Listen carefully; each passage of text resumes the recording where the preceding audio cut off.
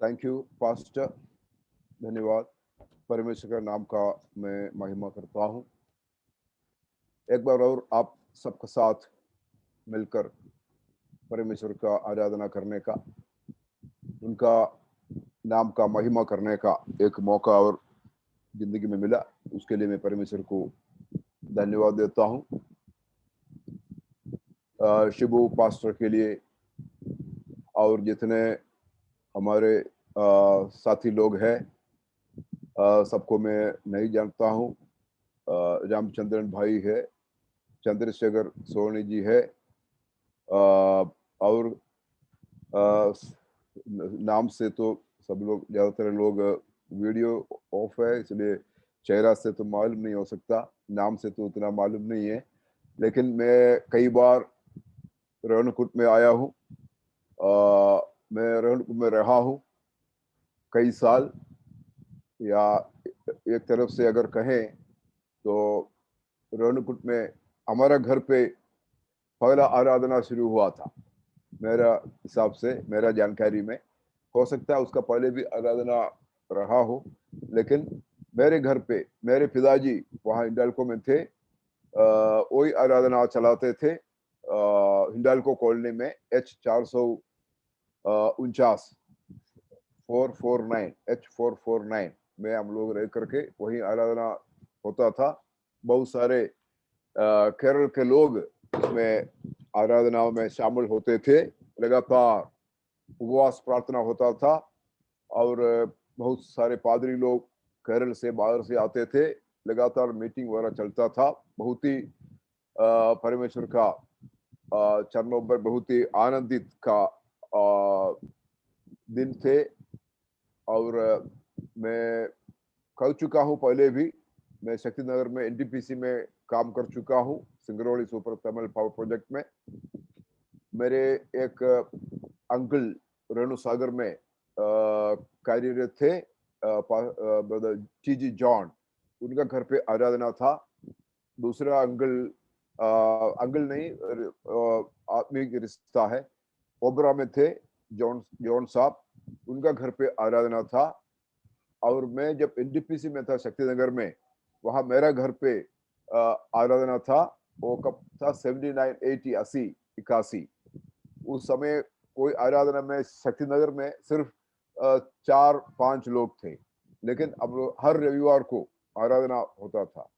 उसके बाद में फिर 81 में बनारस में आया।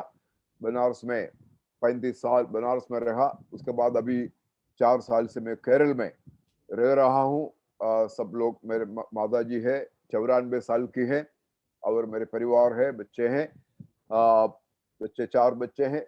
और बड़ा लड़का हैदराबाद में परिवार समेत वहाँ नौकरी करता है। दूसरी लड़की दुबई में परिवार समेत वहाँ नौकरी में है, वो 2 बच्चे हैं।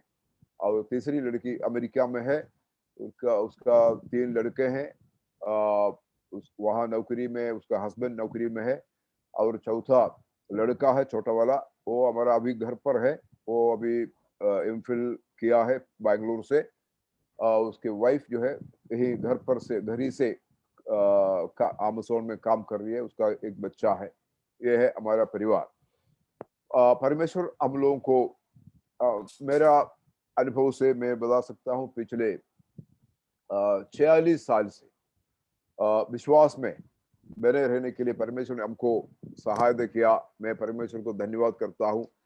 जब निराशा में पड़ा हुआ था, जब जिंदगी में कोई आशा नहीं था, जब अंधकार में चलता था, जब रास्ता का कोई, किस रास्ता में जा रहा है, कहाँ जा रहा है, मालूम नहीं था। लेकिन मैं जब 20 साल का था, उस समय यीशु मसीह मेरा जिंदगी में आया, मुझे छुआ, और यीशु मसीह जिंदा परमेश्वर है करके मुझे समझाया, और उनको उद्धारकर्ता ग्रहण करने के लिए परमेश्वर ने मुझे सहायता किया। उसके लिए मैं परमेश्वर को धन्यवाद देता हूँ। Hallelujah, praise God. मैं भी 20 साल तक, जैसे और लड़के लोग रहते हैं, 20 साल तक मैं भी छोटा मोटा बीड़ी पीता था, सिगरेट पीता था, थोड़ा बहुत दारू पीने लगा था। हमारा कजिन है, बहुत दारू पीने वाला था, वो हमको दारू का दुकान मैंने शॉप में ले जाता था। तो वहाँ शुरुआत ऐसा हो गया था। और लेकिन सब कुछ ऐसा जो दुनिया का पाप में रहता था। पवित्रता क्या है मालूम नहीं था, प्रार्थना क्या है मालूम नहीं था। 20 साल तक हमने कभी जिंदगी में प्रार्थना नहीं किया है, कभी एक बार भी हमने प्रार्थना नहीं किया, क्योंकि हमको मालूम नहीं था कि प्रार्थना करना है, किससे प्रार्थना करना है, क्यों प्रार्थना करना है। कोई हमको बताए नहीं, कोई नहीं बताया। जबकि हमारे पिताजी माताजी विश्वास में थे, लेकिन उतना उस समय उतने पढ़े लिखे लोग नहीं थे कि बताएं कि जो है लेकिन हमको कुछ अच्छा रीति में, अच्छी रीति में जो है आगे बढ़ाया। वो ठीक है, कोई गलत काम नहीं करना है, वो झूठ नहीं बोलना, वो सब बताते थे, लेकिन कोई उतना बहुत असर नहीं पड़ा जिंदगी में। लेकिन 20 साल में मैं जब कॉलेज में पढ़ता था, बीए कर रहा था, उसी समय इस हमने एक दिन एक रात प्रार्थना किया कि मेरा बहुत बहुत निराशा हो गया था, क्योंकि परमेश्वर का एक आकर्षण था कि संदर्शन था। पर वो एक दिन हमने ऐसा प्रार्थना किया कि परमेश्वर आप जिंदा है, कोई भी हो जिंदा है तो मुझे मालूम होना चाहिए, मुझे मुझसे बात करें, मुझे उद्धार करें। ये हमने रात में इतना ही, और कुछ नहीं। आप जिंदा परमेश्वर है तो हमको मालूम होना चाहिए आप जिंदा है, बस। और प्रार्थना करने का मालूम नहीं था क्या प्रार्थना करना। तो प्रार्थना करके मैं सोया, सुबह उठा, मैं दूसरा आदमी बन गया था। हमको Hallelujah. Praise बहुत God. बड़ा Praise. बदलाव हमारे जिंदगी में आया। ये हमको ऐसा महसूस हुआ कि अरे मैं सुबह उठा तो क्या है, कुछ नया अनुभव से मैं उठा। तो ये था हमारा आदमी जिंदगी का शुरुआत। वो 1974 में था। उसके बाद When you मैं प्रार्थना में जाने का एक मौका मिला, प्रार्थना में जाने लगा। हमारा एक दोस्त है, उनका घर पे आराधना शुरू हुआ था, मालूम नहीं था। किसी और दूसरा कोई तीसरा आदमी बताया कि आपको फलाना दोस्त का घर पे आराधना होता है। तो हम लोग वहां गए। वहां गया तो बहुत बड़ा आत्मा में भर करके आराधना चल रहा है, तो उसमें हम लोग शामिल हुआ। उसमें ऐसा आराधना, पता पता नहीं, आप लोगों को शायद समझ में नहीं आएगा अगर हम बताएं तो किस तरह का आराधना था। आत्मा में भर करके अन्य भाषा में 1 घंटा लगातार, आधा घंटा लगातार, 1 घंटा लगातार, बीच में कोई मैंने जो है हाथ जो है बजा करके ऐसा आराधना, इतना बहुत आवाज में चिल्लाते हुए पवित्र आत्मा में भर के अन्य भाषा में सभी लोग, जितना बहुत छोटा सा कमरा में हम लोग, हमें लगता है 10-15 लोग उस समय शुरुआत में थे। सभी लोग दूसरा नामधारी कलीसिया से आए थे। सभी लोग ऐसा नया विश्वासी लोग थे, कुछ भाई बहन लोग थे, ज्यादा बुजुर्ग, ज्यादा उम्र वाला लोग नहीं थे, बहुत कम लोग थे। और हम लोग सब आराधना शुरू होता है तो एक गीत गाएगा, उसके बाद पवित्र आत्मा में भर के आराधना शुरू होगा। उसका फिर शुरुआत जो है खत्म होता 1 घंटा बाद या 1.5 घंटा बाद, ऐसा होता था। ऐसा परमेश्वर ने जो है फिर उपवास प्रार्थना शुरू हुआ।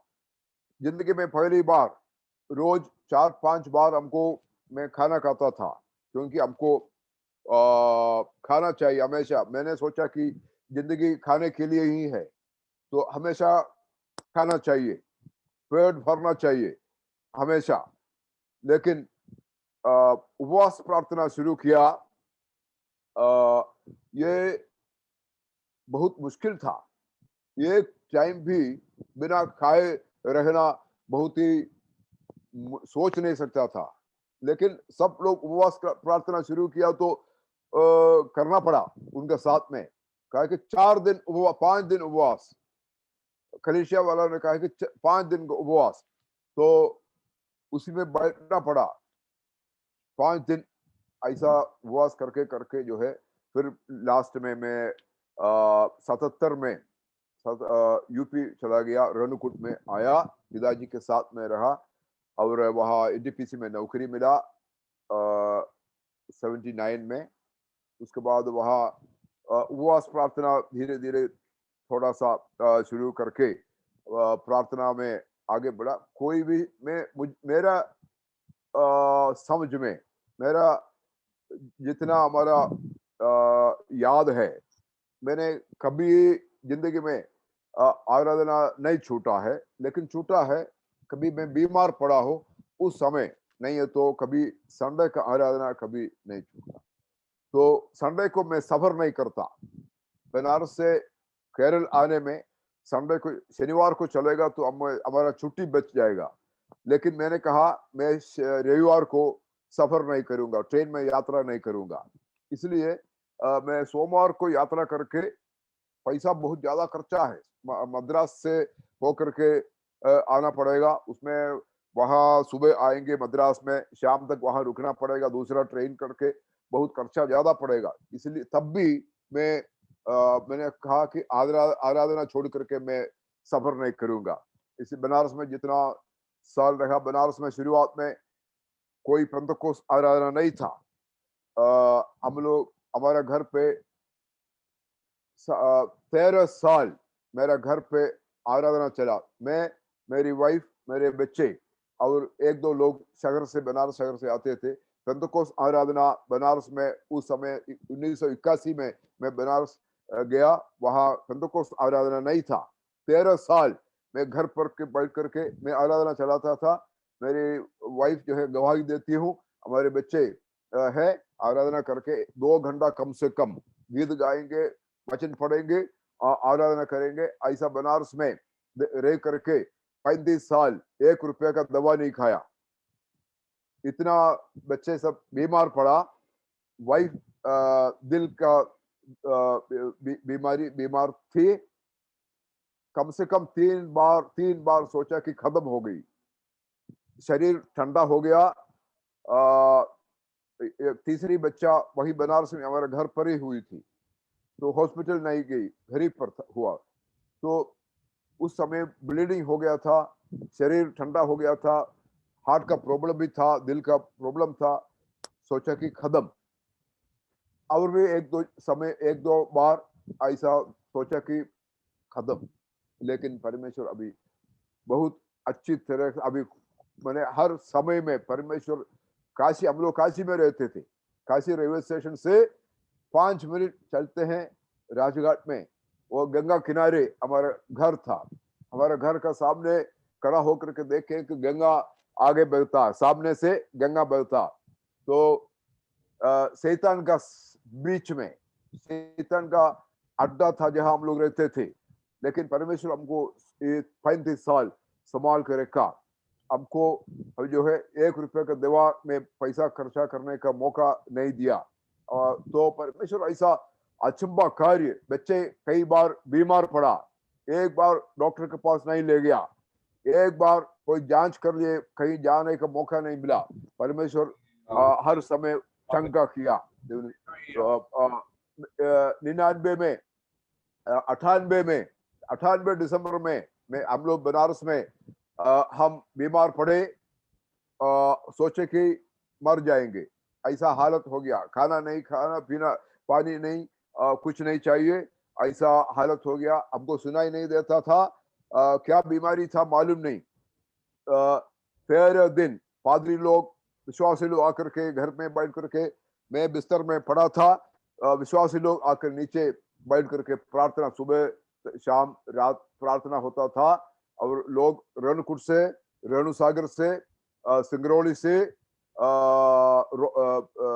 वहाँ गोपीगंज से, सब औराई से सब लोग आते थे देखने के लिए, क्योंकि सबको मालूम हुआ कि बहुत बीमार है, आकर के प्रार्थना में बैठे थे। तो 14 दिन बाद परमेश्वर हमको चंगा किया, धीरे धीरे करके चंगा हो गया। और उसके बाद परमेश्वर अभी तक संभाल कर रखा। मैं परमेश्वर को धन्यवाद देता हूँ। परमेश्वर ऐसा अचंभा कार्य शुरू से किया कि हमेशा जहां भी हम जाएंगे, जहां भी बोलेंगे, उनके नाम का मैं महिमा करूंगा, क्योंकि हालेलुया। हमारे लिए सब कुछ यीशु मसीह है, सब कुछ यीशु है।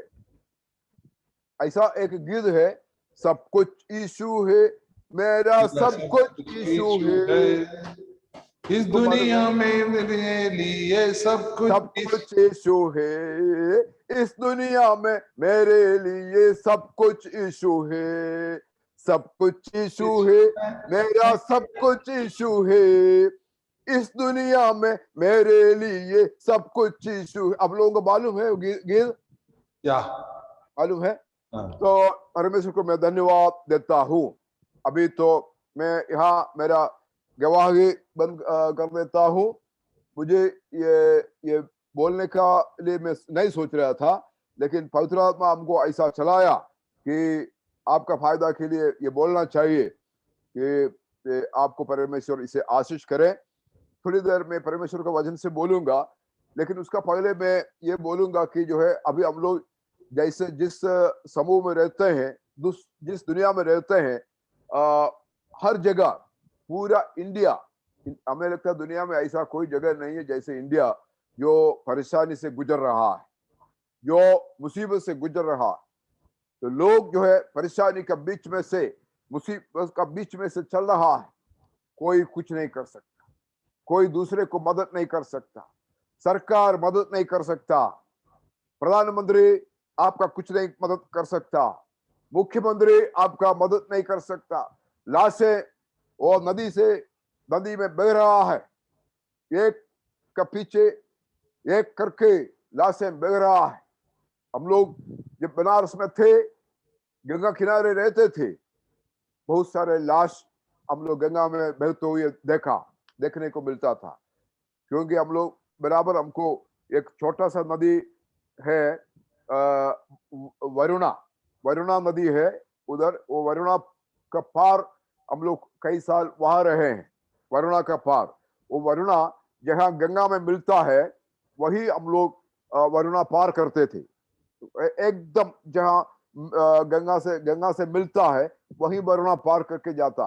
तो वहां 9 महीना नाव से पार करना पड़ता, और जो है सॉरी 3 महीना नाव से पार करना पड़ता। 9 महीना जो जो समर में जो है पैदल, एक छोटा सा एक आदमी उधर जा सकता है, एक आदमी इधर आ सकता है, ऐसे छोटा सा लकड़ी का एक पुल बंधा था, उसी पुल से उधर जाता था।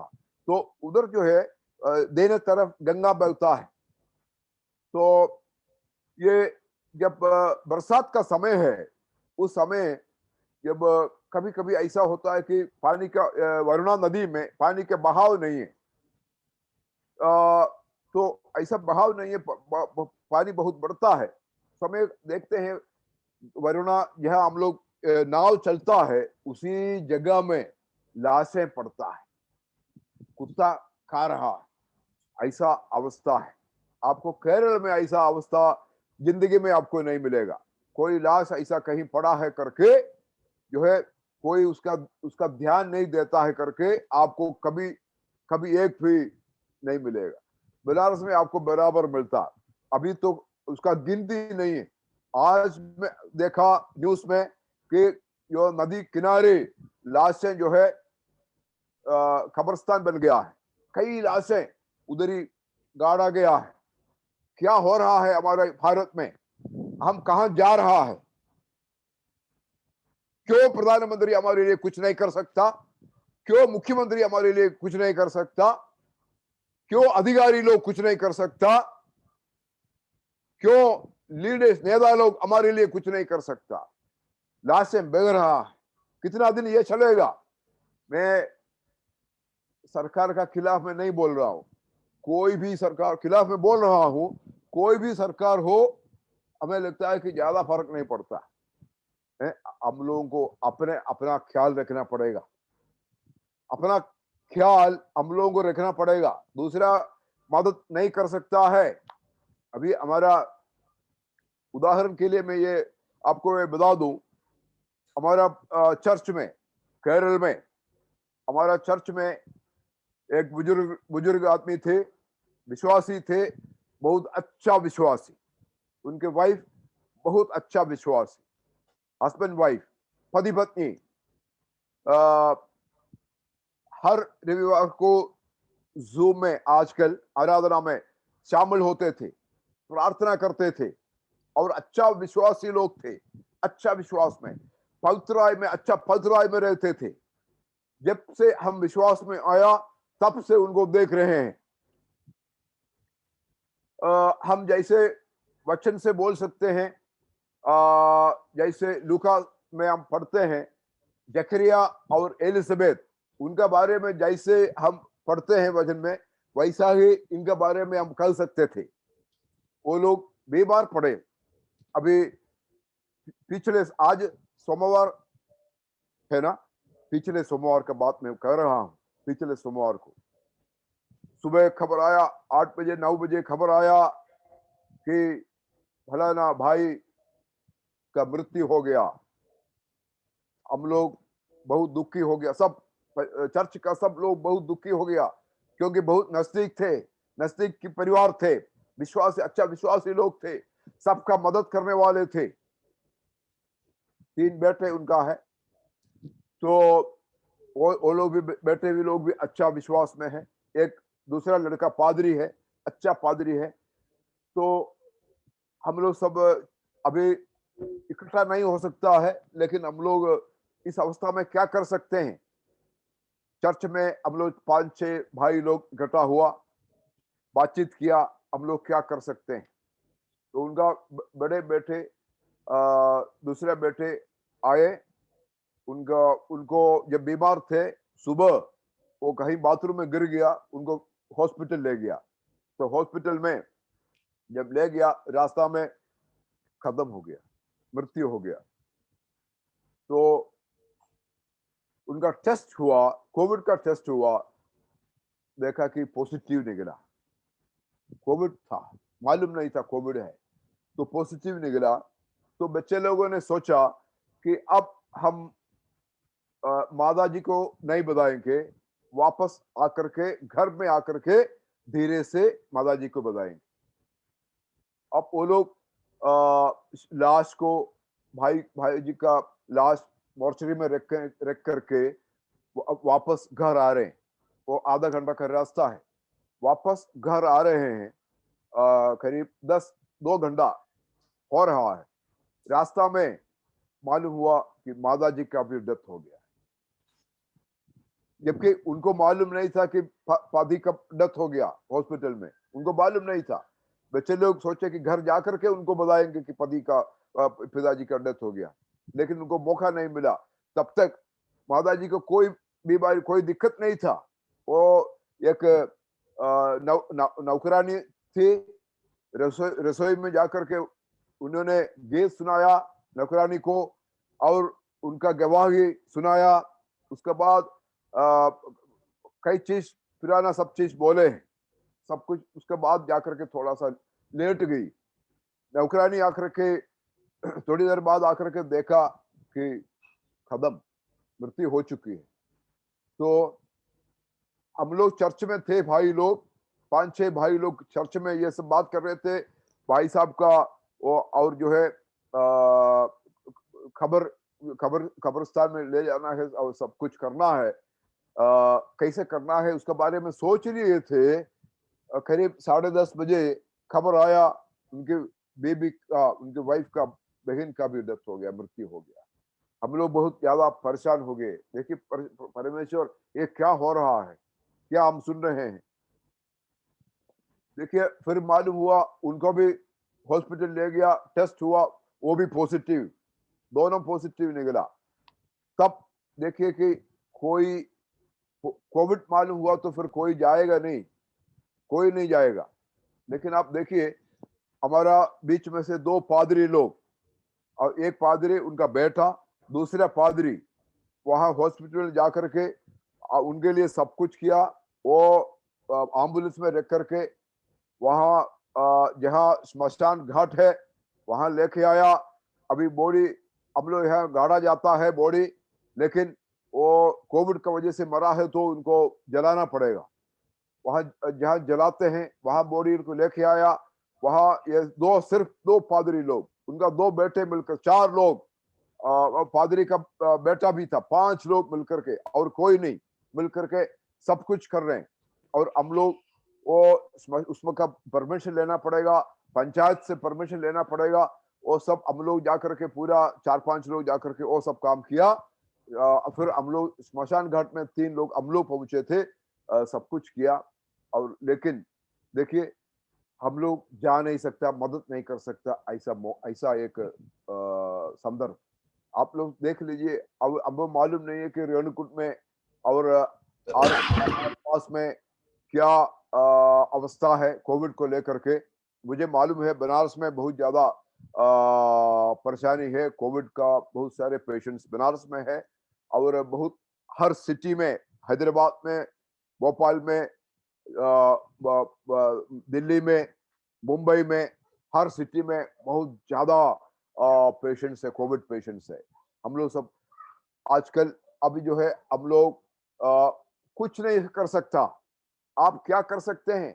आपका घर पे कोई मृत्यु होगा, कोई नहीं आएगा मदद करने का, कोई नहीं आएगा, अकेले सब कुछ करना पड़ेगा। दूसरे का गलती नहीं है, क्या कर सकते हैं? कोई मरना नहीं चाहता है। यही अवस्था है, यही अवस्था। ये 2021 में जैसे वचन में पढ़ते हैं कि आप या आपका बाप लोग, बाप दादाओं ने नहीं देखा ऐसा चीज दुनिया में हो रहा है। आपका पीढ़ी या आपका बाप दादाओं ने नहीं देखा ऐसा चीजें अभी दुनिया में हो रहा है। मैं एक वचन पढ़ना चाहता हूं, यूहन्ना का सुसमाचार 9 अध्याय, उसका 4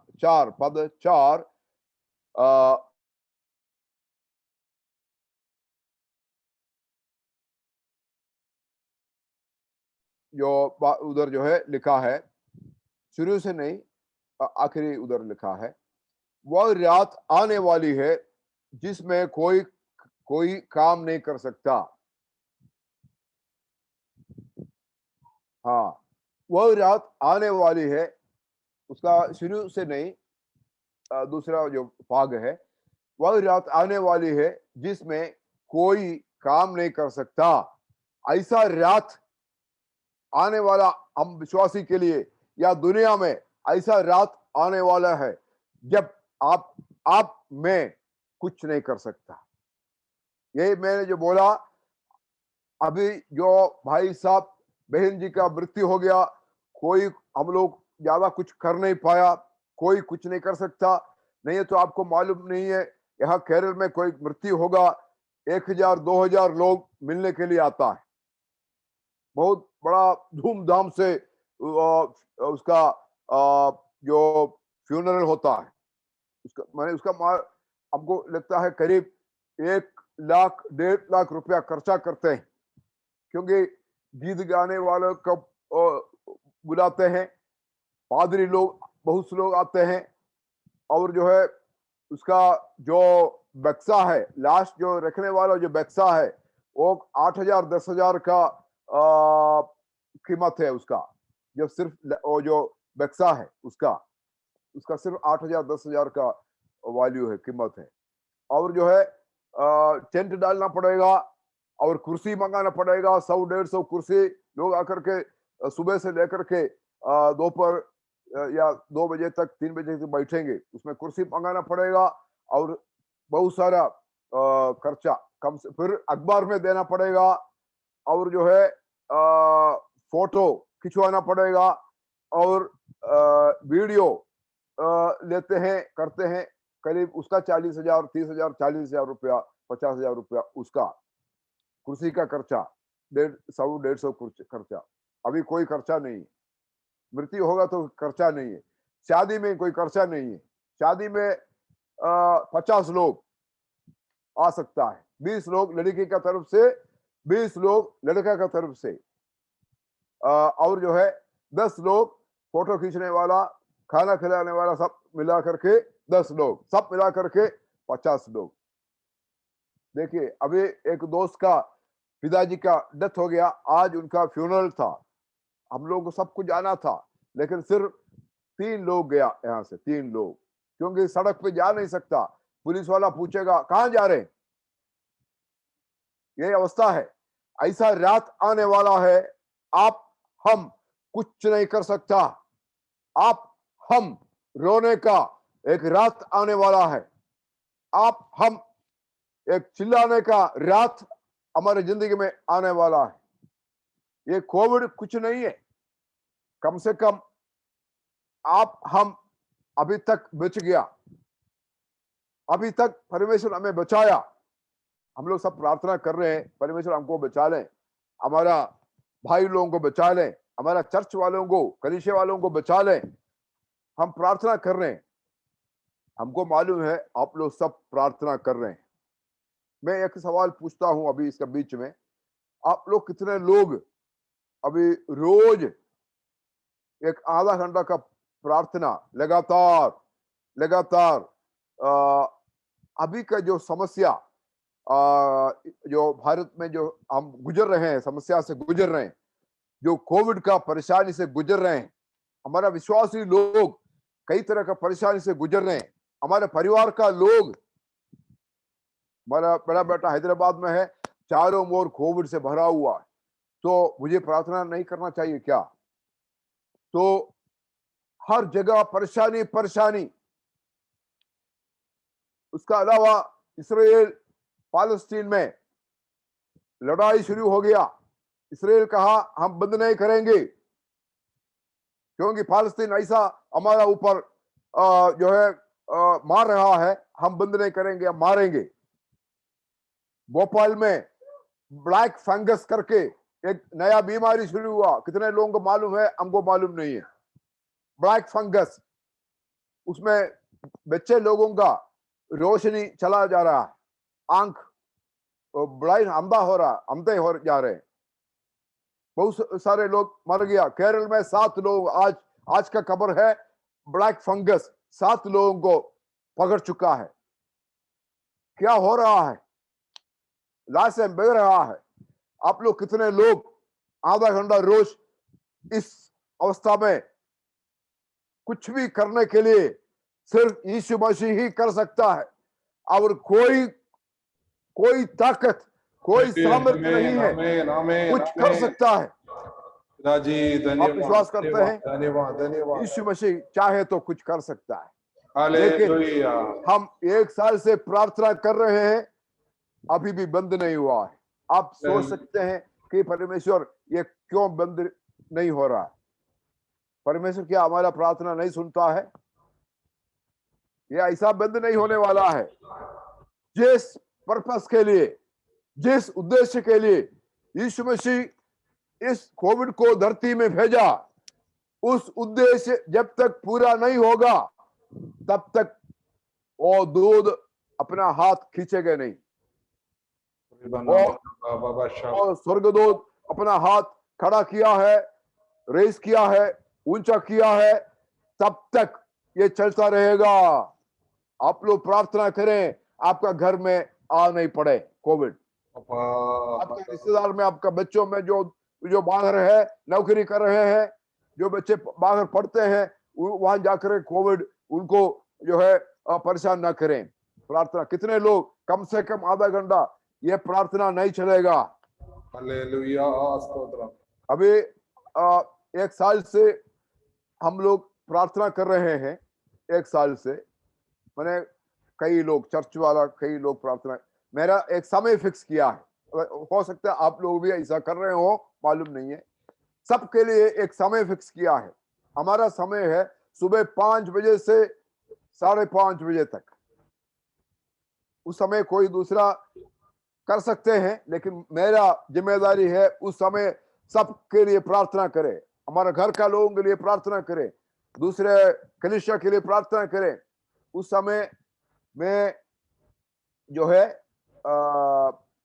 रेणुकूट के लिए भी प्रार्थना करता हूं, रोज शिबू पास्टर के लिए प्रार्थना करता हूं, रोज उनका परिवार के लिए, और जितना कलीसिया वहां है, जितना पादरी लोग, सबका नाम हमको मालूम नहीं है, आपके लिए मैं रोज प्रार्थना करता हूं।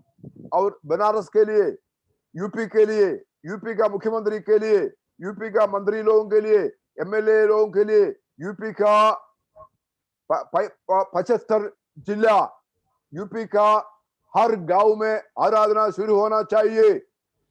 बनारस में हमारा जो कलिसिया है, जितना विश्वासी लोग वहां है, और हमारा जो गांव में काम चल रहा उधर, उसके लिए मिर्जापुर में हमारा भाई है, भाई विजय कुमार, उनका परिवार के लिए वहां जो सेवाई चल रहा है चारों ओर, उनके लिए वहां जो काम स्पॉन्सर करते हैं उनके लिए,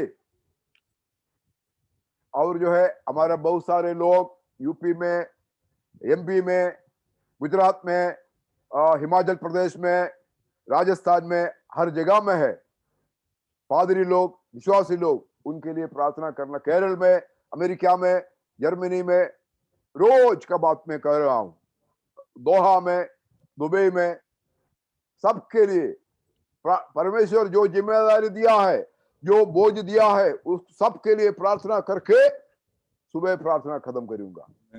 उसके बाद जो है मेरी बीबी के साथ परिवार का प्रार्थना, वो 5:30 बजे से लेकर के 7, सवा 7 बजे तक चलेगा। 3 अध्याय हम लोग वाचन से पढ़ेंगे, दोनों लोग पढ़ 3 अध्याय रोज, सुबह शाम को 3 अध्याय, 6 अध्याय रोज पढ़ते हैं। 3 अध्याय सुबह पढ़ करके हम लोग वो पहले प्रार्थना करेंगे, उनको जो बोझ दिया परमेश्वर, बहुत सारे लोगों के लिए प्रार्थना करेंगे। उसके बाद मेरा प्रार्थना, वो परिवार का जो प्रार्थना है, उसमें भी बहुत सारे लोगों के लिए, दूसरा जो 5 से 5:30 से जो प्रार्थना किया, उसका अलावा बहुत सारे लोगों के लिए प्रार्थना करना, ये हम लोगों का रोज का ये बात है। अभी मई 1 तारीख से हम लोग 40 दिन उपवास है, मैं और हमारी बीबी, लेकिन एक समय खाते हैं, दोपहर को एक समय खाते हैं और कोई खाना नहीं, तो एक कॉफी या चाय और पानी पीते हैं और कुछ नहीं, एक समय खाते हुए प्रार्थना करते हैं। और जो है शाम को 6 से 7 बजे तक हमारा केरल में हमारे जो लोकल चर्च है, कलीसिया है, उनके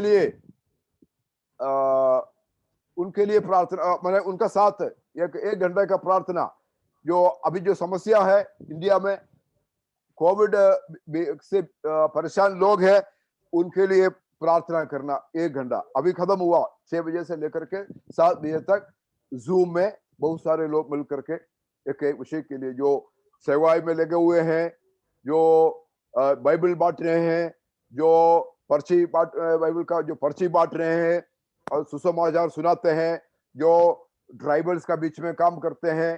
ट्राइबल्स आपको मालूम होगा, जो मैंने एकदम जो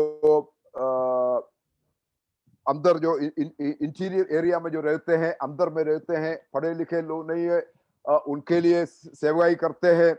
और इस तरह का बहुत सारे लोग आपको मालूम होना चाहिए। ऐसा भी सुसमाचार सुनाने वाले हैं, नौकरी रिजाइन करके, नौकरी छोड़ करके जगह में जा करके सुसमाचार सुनाते हैं, परमेश्वर की सेवाई करते हैं। उनको पब्लिसिटी नहीं चाहिए, उनको अखबार में आना नहीं चाहिए कि मैं परमेश्वर का सेवाई करता हूँ, सब लोग देखें कि मैं कितना परेशानी उठाता हूँ। पब्लिसिटी नहीं चाहिए, किसी को मालूम नहीं है। ऐसा रहस्य रूप में, सीक्रेट में, और जो है किसी पब्लिक को मालूम नहीं है, ऐसा सेवगाई करने वाला बहुत सारे लोग हैं, आपको मालूम होना चाहिए। जो है पर यीशु मसीह के लिए पीढ़ा उठाने वाले, तकलीफ उठाने वाले, जेल में जो लोग हैं, ऐसा बहुत सारे लोग हैं। कितने लोग प्रार्थना करते हैं? कम से कम आधा घंटा रोज। अब आपको 24 घंटा मिला है रोज, उसमें कम से कम आधा घंटा प्रार्थना कर सकते हैं। अगर आप प्रार्थना नहीं करेंगे, ऐसा रात आने वाला है, आप कोई कुछ नहीं कर सकता। घर पे चिल्लाएंगे, परमेश्वर आपको मदद कर दे। पादरी साहब को फोन करेंगे, पादरी साहब हमको ऐसा अवस्था आ गया, हमको मदद कर सकते हैं क्या? पादरी साहब भी नहीं कर सकते हैं। अभी आपको सब कुछ ठीक चलता है, सब कुछ अच्छा चलता है, खाते पीते हैं, बीमारी नहीं है, आपका बच्चा अच्छे हैं, माँ बाप अच्छे हैं, नौकरी है, तनख्वाह मिलता है, पैसा है, उस समय लगेगा परमेश्वर हमको आशीष किया है, बहुत सारा प्रार्थना की जरूरत नहीं है, ऐसा लगेगा। लेकिन आप मत सोचिए कि हमेशा ऐसा रहेगा, हमेशा नौकरी रहेगा, हमेशा जेब में पैसा रहेगा, हमेशा मदद करने वाला रहेगा। मत सोचिए, ऐसा एक दिन आने वाला है, आपका कोई दुनिया में एक आदमी मदद करने वाला नहीं होगा। आमीन। Name of Jesus hallelujah. मैं आपको बता रहा हूं, ऐसा समय आने वाला है आपका जिंदगी में, कोई मदद करने वाला नहीं होगा। हालेलुया। अगर आप विश्वास नहीं करेंगे, मैं कुछ नहीं कर सकता। मैं सिर्फ ये कर सकता हूं, ये आने वाला है।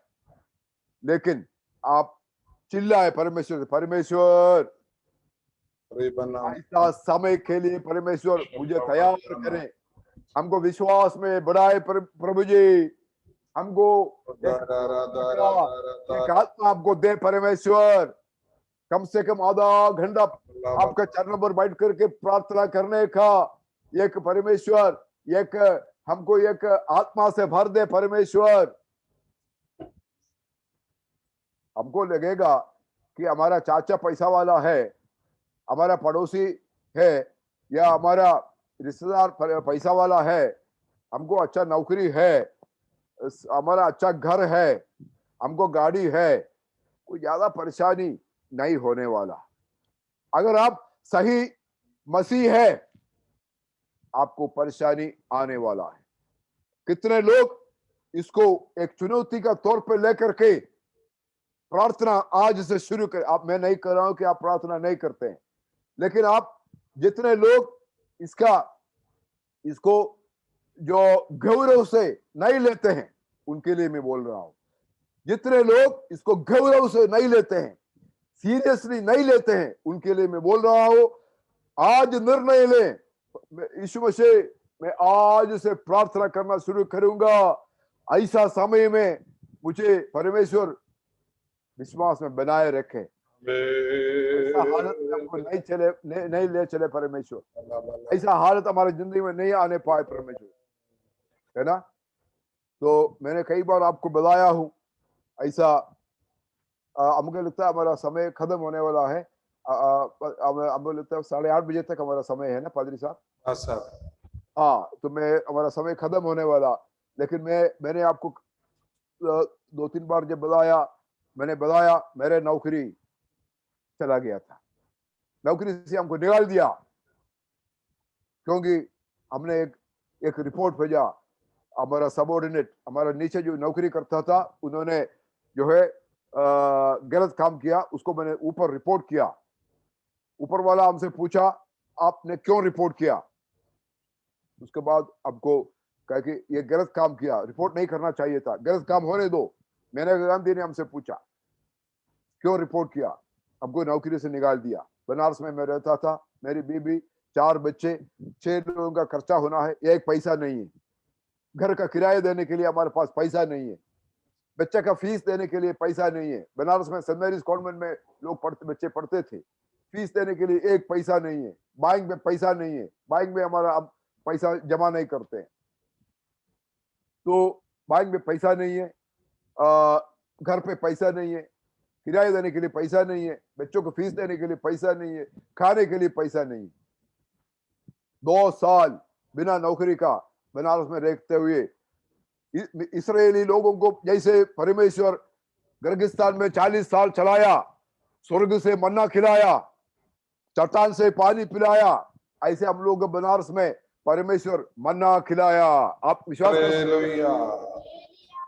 हम पादरी लोगों को मदद करते थे, 15% सेवा के लिए देते थे। मेरा जितना हमको जो भी मिलता है, तनख्वाह नहीं और भी कुछ भी हो, 15% में देता था। लेकिन तब भी हमको ये ऐसा अवस्था हुआ। ये ऐसा अवस्था में हमको जो मदद किया, परमेश्वर पादरी लोगों के जरिए हमको मदद करवाया। कोई 500 रुपया, कोई 1000 रुपया, कोई 2000 रुपया, ऐसा 2 साल ऐसा चला। 2 साल के बाद हमको परमेश्वर रास्ता खोला। लेकिन 2 साल ये ऐसा एलिया को परमेश्वर स्वर्गदूत को भेज करके गिर्गिस्तान में जो रोटी है आग में बनाया हुआ रोटी, हम लोग ऐसा आग में बनाया हुआ रोटी खाना चाहते, मिलता नहीं है। और जो है अच्छा पानी, ऐसा पानी कोई दुनिया में कोई नहीं पिया अभी तक। ऐसा मिनरल वाटर, शुद्ध पानी कोई नहीं पिया। वो ऐसा पानी स्वर्ग से लेके आया, स्वर्ग का दूत एलिया के लिए। हम लोगों को 2 साल ऐसे परमेश्वर स्वर्ग से दिलाया हम लोगों को। आप विश्वास कर सकते हैं, आपका पास नौकरी नहीं है, आपका पास पैसा नहीं है, आपको फीस देने के लिए पैसा नहीं है, आपको किराया देने के लिए पैसा नहीं है, आपको खाने के लिए जो है सब्जी खरीदने के लिए पैसा नहीं है, स्वर्ग से परमेश्वर आपके लिए पहुंचाएगा। विश्वास है? विश्वास करने वाला रात आने वाला है, आप कुछ नहीं कर सकता। आपका मदद करने वाला कोई नहीं होगा, आपका मदद करने वाला कोई पादरी नहीं होगा, आपका मदद करने वाला माँ बाप नहीं कर सकता, आप कोई पड़ोसी नहीं होगा, चाचा नहीं कर सकता। लेकिन ये एक ताकत है, वो आपका मदद कर सकता। वो ताकत का नाम है यीशु मसीह। हालेलुया, हालेलुया, हमें जिंदा परमेश्वर यीशु मसीह आपका मेरा मदद कर सकता। आमीन। उसका रोज उसका अनुभव कर रहे हैं, रोज अनुभव कर रहे हैं। कोई दवा नहीं, जो भी बीमारी आएगा कोई दवा नहीं। प्रार्थना, उपवास प्रार्थना। Hallelujah, praise God. हमारा छोटा बेटा 40 दिन उपवास है, कोई खाना नहीं। यहाँ है हमारा साथ में है, अभी है घर पे। कोई खाना नहीं, सिर्फ 1 गिलास कॉफी, 1 गिलास चाय, पानी। प्रार्थना में लगे रहते हैं। बीच में कोई सेवकाई है, प्रार्थना करते हैं। उनकी वाइफ है, बेटा है 2 साल करीब हो रहा, जुलाई में 2 साल होगा। वो 40 साल उपवास प्रार्थना में है। तो ये आप उपवास कीजिए, प्रार्थना कीजिए। ये जो ताकत है जिसका नाम है यीशु मसीह, आपको सहायता करेगा, आपका मदद करेगा, आपको अद्भुत रीति से चलाएगा। जब कोई नहीं है आपका मदद करने वाला यीशु मसीह। समर्पण करेंगे, प्रार्थना शुरू करेंगे। विश्वास में आप विश्वास करेंगे यीशु मसीह पे, परमेश्वर आपका मदद कर दें। परमेश्वर आप सब परिवार को, जितने सेवाई में लगे हुए हैं, सबको परमेश्वर आशीष करें। शिबू पास्टर परिवार, उनको मैं बहुत मानता हूँ और पूरा समय सेवाई के लिए समर्पण किए हैं। भाई रामचंद्रन परिवार, उनके लिए उनको मैं धन्यवाद देता हूँ जो सेवाई कर रहे हैं। चंद्रशेखर सोनी भाई परिवार के लिए मैं परमेश्वर को धन्यवाद देता हूँ। कभी कभी याद करता हूँ। आप सबके लिए मैं परमेश्वर को धन्यवाद। परमेश्वर आपको विश्वास में बनाए रखे और उनका आगमन नजदीक है, वहां जाने के लिए तैयार हो, कोई यहाँ छूट नहीं पाए। परमेश्वर आपको आशीष करे। धन्यवाद। थैंक यू पास्टर जी, हमारे बीच में आकर इतना श्रेष्ठ वचनों को हमारे बीच में बांटा गया। प्रभु आपको आशीष दे। हालेलुया। हम आपकी सेवकाई के लिए, आपके परिवार के लिए, आपके हर एक आत्मिक जीवन के लिए हम प्रार्थना करते हैं। प्रभु आपको आशीष दे। सब कुछ यीशु है, मेरा सब कुछ यीशु है। इस दुनिया में मेरे लिए सब कुछ यीशु है। इस दुनिया में मेरे लिए सब कुछ यीशु है। मरुभूमि जगह में मन्ना मुझको देता है। मरुभूमि जगह में मन्ना मुझको देता है। मारा के पानी को मुझको मीठा करके देता है। मारा के पानी को मुझको मीठा करके देता है। सब कुछ यीशु है, मेरा सब कुछ यीशु है। इस दुनिया में मेरे लिए सब